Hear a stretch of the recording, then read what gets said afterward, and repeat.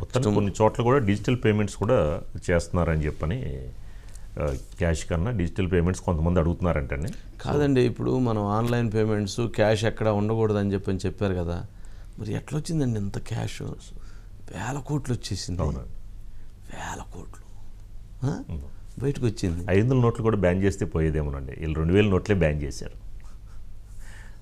అంటే వాళ్ళకి తెలుసు కదా ఏది ఉంచాలి ఏది దిగకూడదు. ఈ ముందు జాగ్రత్తగానే ఉంచారంటారా? మరి అంటే అర్థం కావట్లా. మరి ఇంత డబ్బు మనం విడిగా అసలు ఏమనుకుంటాం, ఇంత క్యాష్ ఎక్కడ అసలు ఉండిద్దని అని డౌట్ వచ్చింది ఆ రోజు. ఇప్పుడు చూస్తే మరి అంత క్యాష్ రొటేషన్లోకి వచ్చింది కదా. ఏపీలో దాదాపు అవునన్నా కాదన్నా లోపల ఉన్న డబ్బు అంతా బయటికి ఫుల్ దాదాపు 7,000 కోట్ల రూపాయలు టర్న్ ఓవర్ అయింది కదా, ఈజీగా బయటకు వచ్చేసింది కదా. చెరు 3,000 కోట్లు పంచడానికే అయింది.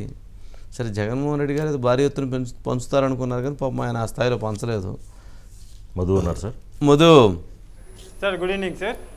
ఏంటి చెప్పు. ఇకనా ఎంతవరకు వచ్చింది పేమెంట్ సిస్టమ్, ఎంతవరకు అయిందంటావు? డెలివరీస్ ఎంతవరకు అయిపోయినాయి అంటావు? ఆల్మోస్ట్ 200 కోట్లు అయితే దాటిపోయింది సార్ ఏపీలో. అంటే 300 కోట్ల దగ్గర కూడా వచ్చింది. ఏంటిది అది? చూసుకుంటే ఏంటిది అది? డబ్బులు సార్. 200 కోట్ల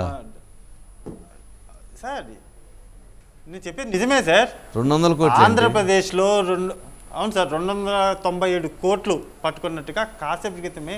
297 కోట్లు దొరికిందంటావా? అది సార్ నేను చెప్పేది. సార్ ఓకే, అంటే నేను అంటే పంచిందా? 2,000 కోట్ల రూపాయల పైన పంపకాలు అయిపోయినాయి ఇప్పటికే. 2,000 అంటే 4,000 కోట్లు అయిపోయింది. 4,000 కోట్లు పంచితే 297 కోట్లు దొరికిందా? దొరికింది. అయితే ఇక్కడ ఒకటి సార్, ఈ జస్ట్ అది చాలా సింపుల్ అమౌంట్ ఏదైతే ఉందో అది 297 కోట్లు ఏదైతే అది పక్కన పెట్టేస్తే, ఈ రోజు రాత్రి నుంచి కూడా 500 నోట్లు ఉంటాయి కదా సార్, వీధుల్లో రోడ్లల్లో ఇలా తిరుగుతూ ఉంటాయి సార్ ఈ రోజు నుంచి. రేపు రాత్రి అంటే ఇలా తిరుగుతూ, అంటే 500 నోట్ల కట్టలు ఉంటాయి కదా సార్, ఆ కట్టలన్నీ కూడా జేబుల్లో నింపుకొని వీధుల్లో, గ్రామాలలో, పట్టణాలలో, అర్బన్ ఏరియాలలో, వాటిల్లో అసలు మామూలుగా కాదు సార్, ఈ ఏరియా నాది కాదు, అన్ని ఏరియాలు నావే అన్నట్టుగా జస్ట్ 500 నోట్లు, ఇంకా వేరే ఏ నోట్లు లేదు సార్. కేవలం 500 యథేచ్ఛగా విర్రవీగుతుంటాయి అంటావు. ఎవరు బ్యాగ్లో పెట్టినా, ఎవరు జేబులో పెట్టినా, ఎవరి దగ్గర పెట్టినా అవి వేసుకోవటం. వాటితో పాటు ఓటర్ లిస్ట్ కూడా ఉండిద్ది. వాటితో పాటు ఓటర్ లిస్ట్ కూడా ఉండిద్ది, అంటే టిక్ కొట్టుకోవటానికి. 4 ఓట్లు ఓకే డన్, 6 ఓట్లు ఓకే డన్, ఓకే అయిపోయింది, ఎంత ఇచ్చేసేయి. ఇస్తారు సార్. ఇచ్చిన తర్వాత ప్రమాణం చేయాలి సార్. అక్కడ ప్రమాణాలు తక్కువలే సార్, ప్రమాణాలు పెద్దగా ఉండవు కానీ కొన్ని దగ్గర ఉంటుంది కానీ ఎక్కువ మంది దగ్గర లేవు. సెంటిమెంట్ సార్ ఇక్కడ లేదు. ఇప్పుడు అది పోయింది, వాళ్ళు చేయట్లా. వాళ్ళు ఏమంటున్నారంటే ప్రమాణాలు చేయము, సరే మీరు వెళ్ళిపోండి, వాళ్ళకే వేసేస్తాం, వాళ్ళ దగ్గర 2 కలిపి తీసుకుంటాం. వాళ్ళని పిలుస్తున్నారు, మేము వాళ్ళకి ప్రమాణం చేయము, మీకే వేస్తాం, మాకు వాళ్ళ డబ్బులు మీ డబ్బులు 2 కలిపి మాకేమని అంటున్నారు వాళ్ళు. కొంతమంది అటు అన్నా కానీ ప్రమాణాలు అయితే చేయించుకుంటున్నారు. రూరల్లో, బాగా రూరల్లో అట్లాంటివి జరుగుతున్నాయి సార్. అయితే ఇక్కడ ఒక కీలకమైనటువంటి విషయం ఏంటంటే సార్, చోటా మోటా నాయకులు ఉంటారు కదా సార్, అంటే పార్టీకి సంబంధించి ఎమ్మెల్యే అభ్యర్థి ఎవరైతే ఉంటారో ఆ క్యాండిడేట్కి సంబంధించినటువంటి చోటా మోటా నాయకులు ఎవరైతే ఉంటారో వాళ్ళ దగ్గరికి డబ్బులు వచ్చేసాయి. ఆ డబ్బులు వచ్చిన తర్వాత ఏమవుతుంది, వాళ్ళు మైండ్లో ఎక్కడో ఒక పురుగు ఉంటారు కదా సార్, మైండ్లో ఉన్నటువంటి ఒక చిన్న చిప్పు ఒక మాట చెప్తుందంట, ఎందుకు పంచడం, ఎలాగో ఓడిపోతున్నాం కదా, పంచేసామని చెప్పేస్తాం కదా, మన దగ్గరే పెట్టుకుంటాం.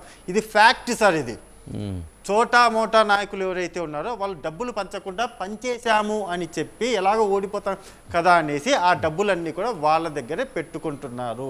సో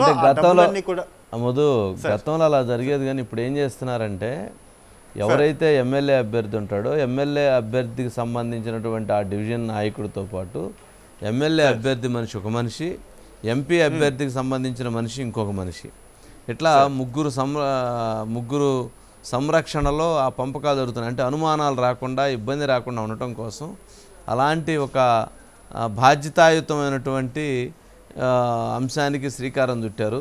బట్ ఇంతకుముందు నువ్వు చెప్పినట్టుగా గతంలో ఎట్లా ఓడిపోతున్నాం కదా అని చెప్పని జేబులు వేసుకునే వాళ్ళు ఉండేవాళ్ళు, అట్లా కొంత జరుగుతుండే. ఇప్పుడు గ్రామాల్లో ఏంటంటే, గ్రామాల్లో డబ్బులు గనక ఒక దగ్గరికి వచ్చిందనేది ఆ ఊర్లో ఉన్న ముందు 10 మంది చెబుతారు, మీకు ఎంత పంపించాము, మీకు ఎంత వచ్చింది, మీరు డెలివరీ చేసుకోండి అంటారు. ఇప్పుడు 10 మందికి తెలిసిన తర్వాత వాళ్ళు ఎవరైనా డబ్బులు ఇవ్వకపోతే వాళ్ళ ఇంటి ముందుకు వచ్చి కూర్చొని ధర్నా చేస్తారు, మా డబ్బులు ఇవ్వలేదు, మీరు డబ్బులు తెచ్చారు కదా, మా డబ్బులు ఎందుకు ఇవ్వలేదు అని అడిగేటువంటి పరిస్థితి కూడా వచ్చింది మధు. సార్ కరెక్టే, మీరు చెప్పినది కరెక్టే కాదండి. కానీ ఇక్కడ విలేజెస్, రూరల్ కావచ్చు, లేకపోతే అర్బన్ ప్రాంతాలు, లేకపోతే పట్టణ ప్రాంతాలు ఏవైతే ఉన్నాయో ఈ ప్రాంతాలలో కూడా డిఫరెంట్గా డబ్బులు పంచడం అంతా కూడా డిఫరెంట్గా ఉంటుంది. మీరు చెప్పినట్టు కొంతమంది ఎవరైతే ప్రమాణం చేయించుకుంటారో, కొంతమంది వచ్చేసి మేము మీకే వేస్తామని చెప్తారు, మరి కొంతమంది ఇంకొక రకంగా చెప్తారు. కానీ మైండ్లో అంటే ఓటర్ల మైండ్లో ఏపీకి సంబంధించినటువంటి వ్యవహారంలో ఇప్పుడు జరుగుతున్నటువంటి ఎవరైతే ఏపీకి సంబంధించినటువంటి ప్రజలు ఉన్నారో వాళ్ళందరూ కూడా హైదరాబాద్ నుంచి, లేకపోతే బెంగళూరు నుంచి, చెన్నై నుంచి అక్కడికి వెళ్తున్నారంటే, అంటే ఏపీకి వెళ్తున్నారు అంటే ఓట్ల సంఖ్య, ఓటింగ్ శాతం పెరగబోతుంది సార్. డెఫినెట్గా ఇది జరగబోతుంది. అంటే గతంలో ఇప్పుడైతే సంక్రాంతి పండగ టైంలో మనం చూసిన రద్దీ అంతా కూడా చూసాము. అటువంటి వెదర్ ఈ రోజు మళ్ళీ ఓటింగ్ కోసం కనబడుతుంది అంటే ఏ పార్టీకి వేసినా మనకు అనవసరం. అంటే ఎవరు గెలిచినా సరే, గెలుపు ఏ పార్టీదైనా సరే, గెలిపించడానికి పడిన అడుగులు మాత్రము లక్షల్లో సార్. అది ఇక్కడి నుంచా ఎక్కడి నుంచా తర్వాత పెడితే ఎందుకు అంటే సార్ ఇక్కడ ఒకటే ప్రధానంగా ఉన్నటువంటి సిచ్యువేషన్ అందరూ కూడా చూశారు.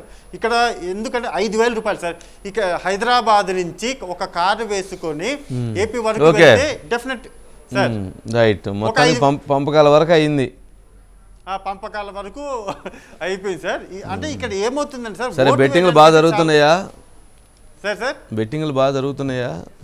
బెట్టింగ్లు అద్భుతంగా ఉన్నాయి. అంటే ఇక్కడ ఒకటి సార్, ప్రధానంగా వైఎస్ఆర్సీపీ కావచ్చు, లేకపోతే ఇంకొక తెలుగుదేశం పార్టీ కావచ్చు, కూటమి కావచ్చు, ఈ కూటమికి సంబంధించినటువంటి వ్యవహారం ఏదైతే ఉందో డెఫినెట్గా ఒక పార్టీకి సంబంధించి, అంటే ఏ పార్టీ నేను చెప్పట్లేదు, ఒక పార్టీ వైపు అయితే చెప్పకూడదు కాబట్టేసి ఒక పార్టీ వైపు అయితే చాలా అంటే చాలా స్ట్రాంగ్గా కూడా అమౌంట్ పెట్టేస్తున్నారు. ఒక అమౌంటే కాకుండా పొలాలు కావచ్చు, లేకపోతే వాళ్ళ దగ్గర ఉన్నటువంటి డాక్యుమెంట్స్, పేపర్లు కావచ్చు, వాటన్నిటినీ కూడా ఒక పార్టీ వైపు పెట్టేశారు. ఆల్రెడీ కొంతమంది బ్యాంకులకు సంబంధించి ట్రాన్సాక్షన్స్ కూడా కంప్లీట్ అయిపోయాయి సార్.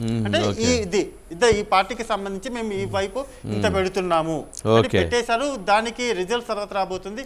కానీ ఒకటైతే ఫైనల్ సార్, మనం ఒక మాట చెప్పచ్చు, ఇందులో ఓటింగ్ ఏదైతే ఉందో సార్, ఈ రోజు ఓట్ అనేది వేయకపోతే రేపు ప్రశ్నించే అధికారం అయితే ఉండదు సార్. డెఫినెట్గా మనం కూడా మహాన్యూస్ తరపున చెప్పచ్చు సార్, ఈ రోజు నువ్వు ఓటు వేయకపోతే రేపు క్వశ్చన్ అడిగే అధికారం నీకు ఉండదు. సో నువ్వు ఓటు వేయకుండా క్వశ్చన్ చేస్తే మంట లేకుండా వంట వండడమే సార్. కానీ అంతకుముందు ఒక సినిమాలో మీరు డబ్బులు తీసుకుని ఓటు వేస్తే మీకు ప్రశ్నించే రైట్ ఎక్కడుందని అంటాడు శ్రీకాంత్ సార్. కరెక్టే సార్. ఇప్పుడు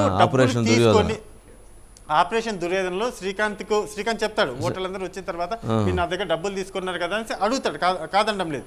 కానీ ఇక్కడ ఏంది, ఏపీ సిచ్యువేషన్ ఏంటి అనేది కూడా చూడాలి కదా సార్. ఇప్పుడు డబ్బులు తీసుకున్నా డబ్బులు తీసుకోకపోయినా సరే కొంతమంది డబ్బులు కూడా పక్కన పెడతారు. డబ్బులు కూడా నీ డబ్బులే అవసరం లేదు, మా మైండ్లో ఉందని చెప్తారు. ఇక్కడ సిచ్యువేషన్ చూడాలి, అంటే గ్రౌండ్ రియాలిటీ ఏదైతే ఉంది. అసలు బేస్మెంటే స్ట్రాంగ్గా లేనప్పుడు పైన 10 అంతస్తులు కడితే ఉంటుందా సార్? అది ఉండదు కదా, కూలిపోయి దాంట్లో ఉన్న మొత్తం పోతారంటావు. బేస్మెంట్ అంతా కూడా ఏదో బేస్మెంట్ కనబడితే కళ్ళ కనబడేది కాదు సార్ కావాల్సింది. 4 పిల్లలు పెట్టేసి దాని మీద బిల్డింగ్ కట్టేస్తే అవ్వదు. ఆ బేస్మెంట్ చాలా స్ట్రాంగ్ గా ఉండాలి కదా. ఉన్న వాటినే కూల్చేసే విధంగా ఉన్నటువంటి సిచ్యువేషన్ ఉన్నప్పుడు రానున్న రోజుల్లో ప్రజలు ఎవరైతే ఉన్నారో వాళ్ళ కోసం, నాకు తెలిసి ఉన్నటువంటి సమాచారం ప్రకారం వాళ్ళ కోసం ఎవరైతే ఇప్పుడు ఓట్లు వేయడానికి వెళ్తున్నారో వాళ్ళ కోసం ఓటు వేయడానికి వెళ్ళట్లేదు సార్, వాళ్ళ పిల్లల కోసం అయితే వెళ్తున్నారు సార్.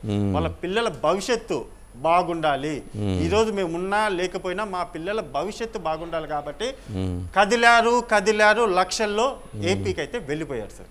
Okay right Madhu.